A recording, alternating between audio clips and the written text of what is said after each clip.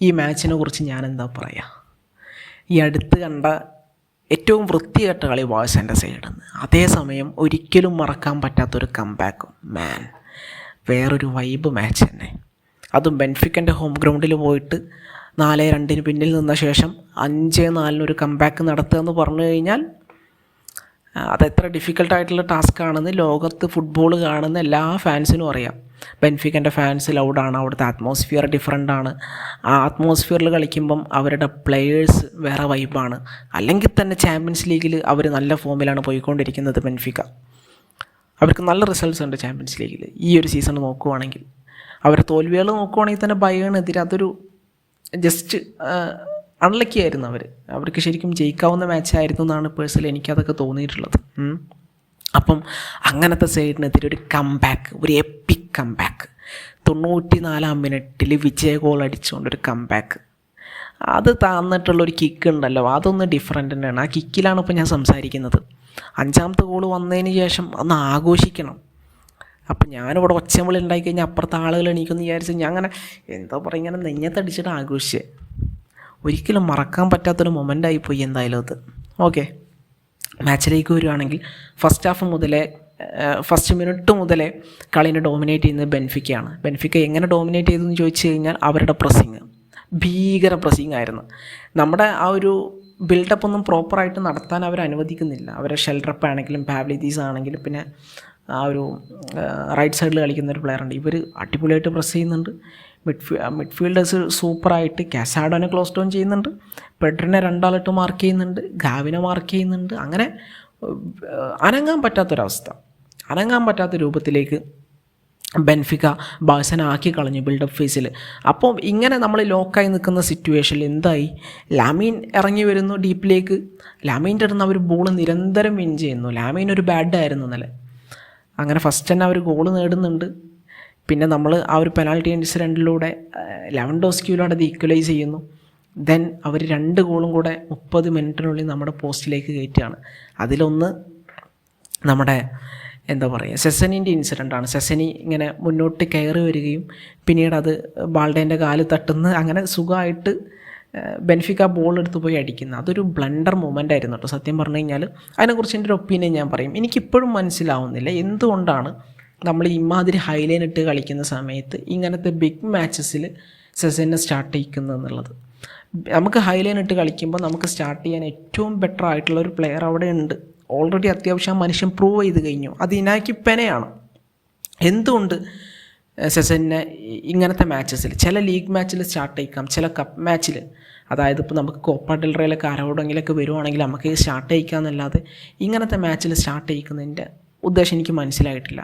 ഈ same opinion തന്നെ ആയിരുന്നു എനിക്ക് ആ ഒരു സൂപ്പർ കോപ്പ ഡി എസ്പാനൻ്റെ ഫൈനലിലും ഉണ്ടായിരുന്നത്. ആളെ സ്റ്റാർട്ട് ചെയ്യിപ്പിക്കുന്നതിനോട് എനിക്ക് വിയോജിപ്പാണ് ബിഗ് മാച്ചിലേക്ക് വരുന്ന സമയത്ത്. കാരണം ആൾ നല്ല ഗോൾ കീപ്പറാണ്, but he is not a good sweeper keeper. Sweep ചെയ്യുക, മുന്നോട്ട് വരിക, ഔട്ടിങ് നടത്തുക, ഒരു സ്വീപ്പറെ പണിയെടുക്കാൻ ആളെ കൊണ്ട് പറ്റൂല. That's crystal clear. കാരണം ആൾ കുറ്റം പറഞ്ഞിട്ടൊന്നും കാര്യമില്ല. കാരണം ആൾ മുന്നേ കളിച്ച ക്ലബ്ബുകളിലൊന്നും ആൾ സ്വീപ്പറെ പണിയെടുത്തിട്ടില്ല. അത്തരത്തിൽ ഭയങ്കര ഹൈലൈൻ കളിക്കുന്ന ക്ലബ്ബുകളിലൊന്നല്ല മൂപ്പര് കളിച്ചിട്ടുള്ളത്. മ്യൂവൻഡസിലൊക്കെയാണ് കളിച്ചിട്ടുള്ളത്. ആൾ ആ ഡിബോക്സിൻ്റെ വെളിയിൽ പോലും വരാറില്ല. അത്തരത്തിലുള്ളൊരു ഗോൾ കീപ്പറെ ഇങ്ങനത്തെ ഭാരിച്ച് ഉത്തരവാദിത്തം ഏൽപ്പിക്കുക എന്ന് പറഞ്ഞു കഴിഞ്ഞാൽ അത് ദാറ്റ്സ് ടു മച്ച്. അങ്ങനെ ആൾ 2 ബ്ലണ്ടറാണ് ഇന്നലെ നടത്തിയിട്ടുള്ളത്. ആ ഒരു പെനാൽറ്റിയും അതുപോലെ തന്നെ ആ ബാൾഡൻ്റെ ഇൻസിഡൻറ്റും. അത് ഒന്നെങ്കിൽ ആൾ കോൾ ചെയ്ത് വന്നിട്ട് ബാൾഡനായിട്ട് കമ്മ്യൂണിക്കേറ്റ് ചെയ്ത് അത് ചെയ്യണമായിരുന്നു. അതും ചെയ്തില്ല. ആൾ ചുമ്മാ എന്നാൽ പിന്നെ ബാൾഡയ്ക്ക് വേണ്ടി ആൾക്ക് വെയിറ്റ് ചെയ്യാം. ബാൾഡ ബോൾ എടുക്കട്ടെ, മൈനസ് വരും, അല്ലെങ്കിൽ ബാൾഡ ബോൾ ഹാൻഡിൽ ചെയ്യും, അതിനുള്ള ടൈം കൊടുക്കണമായിരുന്നു. രണ്ടും ചെയ്തില്ല. ചുമ്മാ കയറിപ്പോയി ബാൾഡനെ ടാക്കിൾ ചെയ്തു. ഒരു ബ്ലണ്ടർ മൊമെൻറ്റ്, ചുമ്മാ ബോൾ ഗിവ് അപ്പ് ചെയ്തു, അവർ ഗോൾ അടിച്ചു. അങ്ങനെ 3-1 തന്നെ നമ്മൾ 30-ാം മിനിറ്റിനുള്ളിൽ ബാക്കിലേക്ക് പോകുന്നുണ്ട്. അപ്പോഴും മനസ്സിലായത് ഒരാൾ ഹാട്രിക് അടിച്ചു. അത് മനസ്സിലാവുന്നില്ല. ഇവരിങ്ങനെ വന്ന് അടിക്കുന്നുണ്ട്. ഈ അടിൻ്റെ ആഘാതത്തിൽ തരിച്ച് മനം മടുത്ത് നിൽക്കുകയാണ്.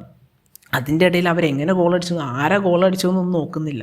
പാവ്ലിദീസ് എന്ന് പറയുന്ന ഒരു പ്ലെയർ ഗോളടിച്ചേക്കാണ്, 3 ഗോൾ അടിച്ചേക്കാണ് 30 മിനിറ്റിനുള്ളിൽ. വാട്സപ്പിൽ ആ മെസ്സേജ് കണ്ടപ്പോഴാണ് മനസ്സിലായത്. എനിവേ അങ്ങനെ 3-1 പിന്നിൽ പോയി. ദെൻ സെക്കൻഡ് ഹാഫിലേക്ക് എത്തുന്ന സമയത്ത് ഫസ്റ്റ് ഹാഫിലെ പെർഫോമൻസ് പറയുമ്പം ടോപ്പ് ക്ലാസ് ബെൻഫിക്ക, ഷെൽറപ്പ്, തോമസ് അറാഹോ, പിന്നെ അവരുടെ ഡിഫൻസ്, അതുപോലെ തന്നെ മിഡ്ഫീൽഡ് പാവലിദിസി ഇവരൊക്കെ ടോപ്പ് പെർഫോമൻസാണ് നടത്തിയിട്ടുണ്ടായിരുന്നത്. എസ്പെഷ്യലി ഷെൽറപ്പ് ആ ഒരു കൂണ്ടനെ നിലത്ത് നിർത്തിയിട്ടില്ല. കൂണ്ടെ ആകെ വിസിൽ വിളിക്കുമ്പോഴൊന്ന് ഫ്രീ ആയി നിന്നത്. ഷെൽറപ്പ് ഡിഫൻസീവ് കോൺട്രിബ്യൂഷൻ പക്കയായിരുന്നു, പ്രസ്സിങ് പക്കമായിരുന്നു, അതുപോലെ തന്നെ ആളുടെ അറ്റാക്കിംഗ് വൈസുള്ള ഇമ്പാക്റ്റ് ഭീകരമായിരുന്നു. ഷെൽറപ്പ് ഭയങ്കര ശല്യമായിരുന്നു സത്യം പറഞ്ഞു കഴിഞ്ഞാൽ. ദേഷ്യം വരിക കളി കണ്ടിട്ട്. അവിടെ ആകെ എടങ്ങറാക്കി കളഞ്ഞു. പിന്നെ എനിക്ക് തോന്നുന്നു ശരിക്കും ബെൻഫിക്ക സഫർ ചെയ്ത് തുടങ്ങിയതും അവിടെ ഷെൽറപ്പിനെ പിൻവലിച്ചിട്ട് എൻഹെൽ ഡി മരിയനെ കൊണ്ടുവന്ന മുതലാണ്. അതുമുതലാണ് ശരിക്കും പറഞ്ഞാൽ അവർ സഫർ ചെയ്ത് തുടങ്ങിയത്. പേഴ്സണലി എനിക്ക് തോന്നിയിട്ടുള്ളൊരു കാര്യമാണത്. ഓക്കെ, അങ്ങനെ നമ്മളൊരു ഷിറ്റ് പെർഫോമൻസ് കാഴ്ചവെച്ച ഫസ്റ്റ് ഹാഫ്. എല്ലാവരും ഡിപ്പായിരുന്നു എക്സെപ്റ്റ് ബാൾഡെ നന്നായിട്ട് കളിക്കുന്നുണ്ടായിരുന്നു. ചില സമയത്ത് കുബാർസി നന്നായിട്ട് കളിക്കുന്നുണ്ട്, ആൻഡ് അറോഹോ. പക്ഷേ ടോട്ടലി എനിക്ക് ഫസ്റ്റ് ഹാഫിൽ മെച്ചപ്പെട്ട ഏക പ്ലെയറായിട്ട് തോന്നിയത് ബാൾഡെ മാത്രമാണ്. ബാൾഡെ നന്നായിട്ട് ബോൾ ഹാൻഡിൽ ചെയ്യുന്നുണ്ട്, ആ സൈഡിലോട്ടുള്ള അത്യാവശ്യം അറ്റാക്സ് സ്റ്റോപ്പ് ചെയ്യാൻ വേണ്ടി ശ്രമിക്കുന്നുണ്ട്. ആള് പ്രസ്സിനൊന്നും അങ്ങനെ പതറിപ്പോയിട്ടില്ല. ഉള്ളതിൽ ബെറ്ററായിട്ട് കളിച്ചത് ബാൾഡെ തന്നെയായിരുന്നു. ഓക്കെ, അങ്ങനെ വെൽ സെറ്റിൽഡ് ആയിട്ടുള്ള ബെൻഫിക്കക്കെതിരെ 3-1 നമ്മൾ ഫസ്റ്റ് ഹാഫ് അവസാനിച്ചു. സെക്കൻഡ് ഹാഫിലേക്ക് വന്നു, 3-2 മാച്ച് എത്തി. അത് പെനാൽറ്റിയിലൂടെ എത്തുന്നതാണ് അതിൻ്റെ ഓർമ്മ. 11ൻ്റെ രണ്ടാമത്തെ പെനാൽറ്റി. 11 അങ്ങനെ 2 പെനാൽറ്റി ഗോളാണ് നേടിയിട്ടുള്ളത്. ആൻഡ് പെനാൽറ്റി മാറ്റി നിർത്തി കഴിഞ്ഞാൽ 11ൻ്റെ performance was really bad. Okay, അതിലേക്കും നമുക്ക് വരാം. പിന്നെ അവർ 4-2 എത്തിക്കുകയാണ്. 4-2 എത്തിക്കുന്നത് അറാഹോൻ്റെ ഓൺ ഗോളാണ്. അപ്പം ഇങ്ങനെ നിൽക്കുന്ന ഒരു സിറ്റുവേഷനിൽ ഒരു ഓൺ ഗോൾ കൺസിഡർ ചെയ്തിട്ട് വീണ്ടും അവർക്ക് ലീഡ് വർദ്ധിപ്പിച്ച് കൊടുക്കുക എന്ന് പറഞ്ഞു കഴിഞ്ഞാൽ ദാറ്റ്സ് റിയലി ബാഡ്. അങ്ങനത്തെ ഒരു സിറ്റുവേഷനിൽ വീണ്ടും മാച്ച് 4-3 എത്തുകയാണ്. 4-3 എത്തുന്നത് എങ്ങനെയാണ്? അത് അപ്പുറത്തൊരു മിസ്റ്റേക്കാണ്. അവരുടെ ഗോൾ കീപ്പർ ഒരു ബോൾ അടിക്കുന്നു, ആ ബോൾ നേരെ റാഫിഞ്ഞൻ്റെ തലയിൽ തട്ടിയിട്ട് പോസ്റ്റിലേക്ക് കയറാണ്. മാച്ച് 4-3. അപ്പോൾ ഒരു ത്രില്ല് അങ്ങോട്ട് കയറി.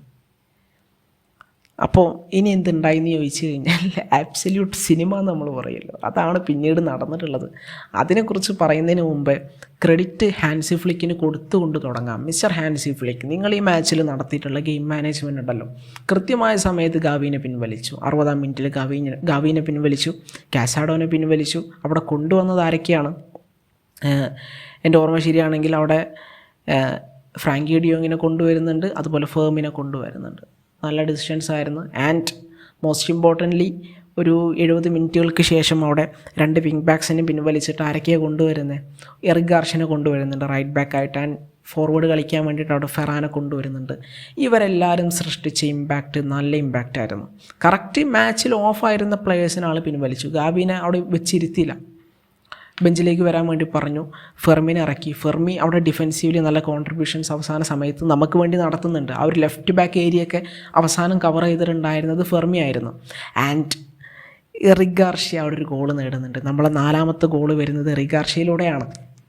ആ ഗോളിനെ കുറിച്ച് പറയുന്ന സമയത്ത് ആ ഒരു അസിസ്റ്റിനെ കുറിച്ച് പറയണ്ടേ. കോർണറിൽ നിന്ന് ബോൾ തട്ടിയെടുത്ത് ആ ഒരു പെഡ്രി കൊടുത്ത ബോൾ വളരെ ബ്യൂട്ടിഫുൾ ആയിട്ടുള്ളൊരു ബോളായിരുന്നു. ആ ബോൾ അതിനേക്കാൾ മനോഹരമായിട്ട് എറിക് ഗാർഷ്യ പോസ്റ്റിലേക്ക് കുത്തിയിട്ട് 4-4 എന്ന ലെവലിലേക്ക് എത്തിക്കുകയാണ്. 4-4 വിശ്വസിക്കാൻ പറ്റണ്ടേ?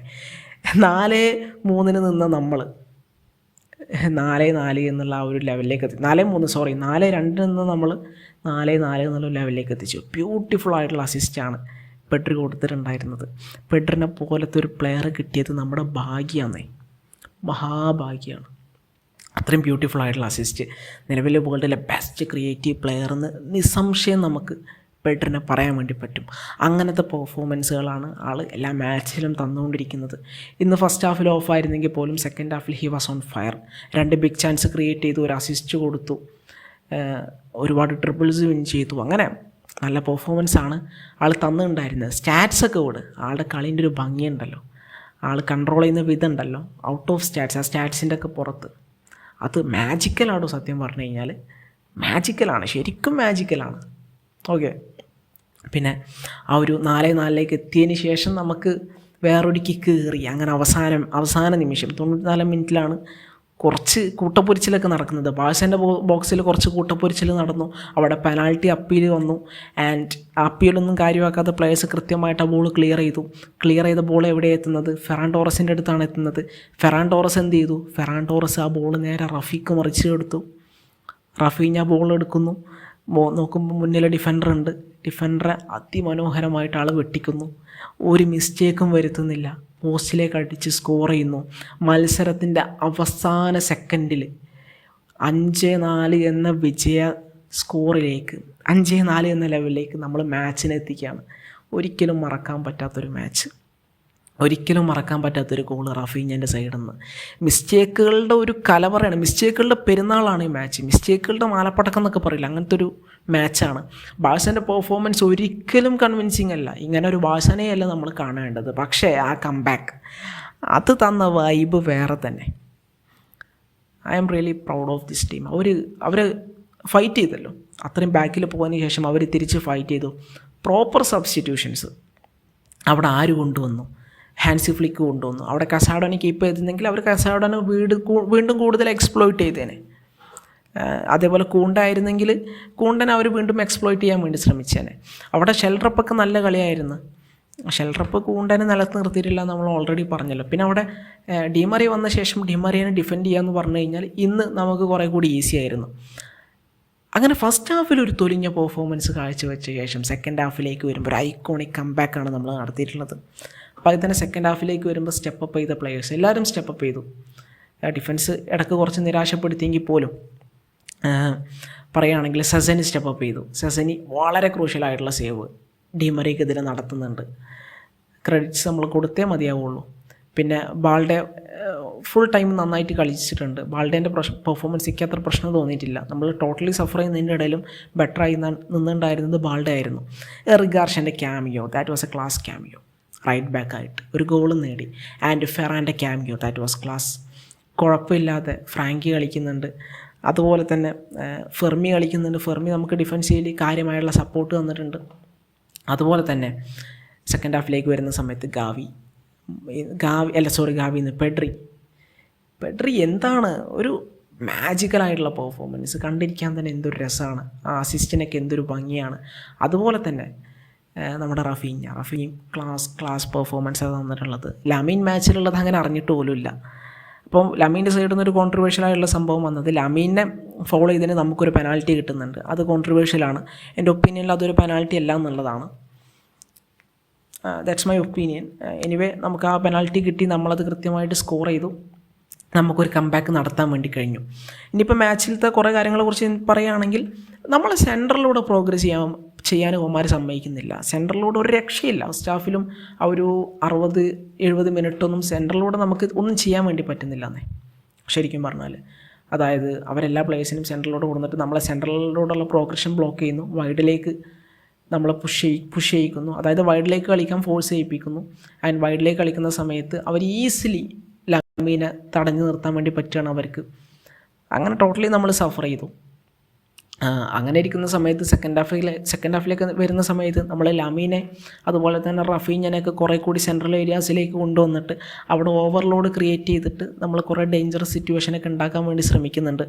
അതിൻ്റെ റിസൾട്ടായിട്ട് നമുക്ക് കുറച്ച് നല്ല ചാൻസുകൾ കിട്ടുന്നുണ്ട്. റഫീഞ്ഞക്ക് നല്ല ചാൻസുകൾ കിട്ടുന്നുണ്ട്. അതുപോലെ ലെവൻഡോസ്കിക്ക് ഓപ്പൺ ചാൻസ് കിട്ടുന്നുണ്ട്. അതൊന്നും നമ്മൾ സ്കോർ ചെയ്യുന്നില്ല.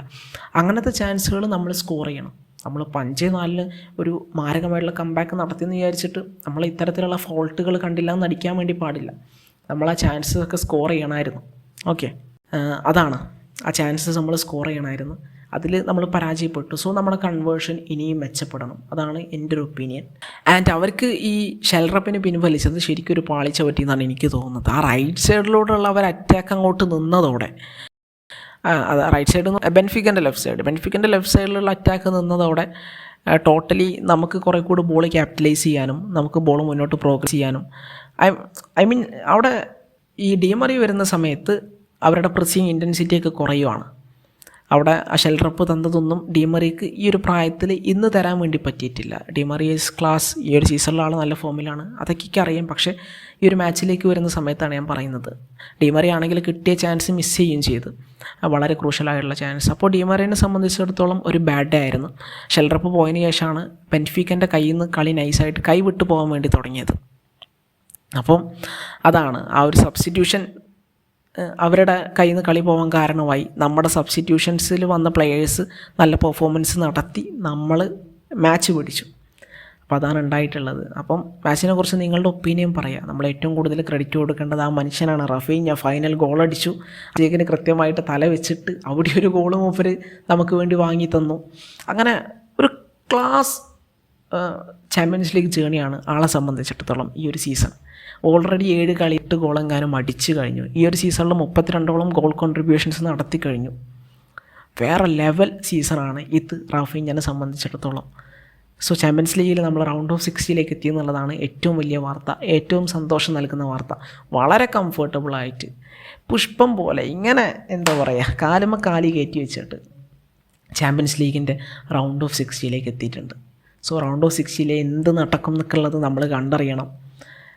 ഈ വർഷം ബാഴ്സയ്ക്ക് UCL ഒരു പ്രതീക്ഷയുണ്ടോ, അതൊക്കെ നമ്മൾ കണ്ടറിയേണ്ട സംഗതികളാണ്. എനിവേ ലീഗ് ഏകദേശം തീരുമാനമായിട്ടുണ്ട്. ഇനി നമുക്ക് ഒന്ന് നോക്കാനെങ്കിലും പറ്റുന്നത്, അല്ലെങ്കിൽ ആളുകൾ കുറച്ചെങ്കിലും കണ്ടുവെക്കുന്നത് ഈ ഒരു എന്താ പറയുക ചരിത്രമാണ്. എനിവേ അതൊക്കെ എന്താവും എന്നുള്ളത് നമ്മൾ കണ്ടറിയേണ്ടതായിട്ടുള്ള കാര്യമാണ്. ഈ ഒരു മാച്ചിൽ കുറേ കോൺട്രവേഴ്സീസ് ഉണ്ട്. ലാസ്റ്റ് പെനാൽറ്റി വേണമെന്ന് പറയുന്നുണ്ട് ബെൻഫിക്കൻ്റെ പ്ലെയേഴ്സ്, പക്ഷേ അവിടെ പെനാൽറ്റി ഉണ്ടെന്ന് എനിക്ക് തോന്നുന്നില്ല. പക്ഷേ ആ ലാമീൻ്റെ ഫൗളിന് പെനാൽറ്റി കൊടുത്തത് ദാറ്റ്സ് എ കോൺട്രവേഴ്ഷ്യൽ ഡിസിഷൻ, സംശയമില്ലാത്ത കാര്യമാണ്. അപ്പോൾ അത്രയും കാര്യങ്ങളൊക്കെ തന്നെയാണ് പറയാനുള്ളത്. അപ്പം നിങ്ങളുടെ ഒപ്പീനിയൻസും കാര്യങ്ങളൊക്കെ എന്തായാലും കമൻറ്റ് സെക്ഷനിൽ പറയാം. മറ്റൊരു വീഡിയോ ആയിട്ട് വീണ്ടും കാണാം. Thank you.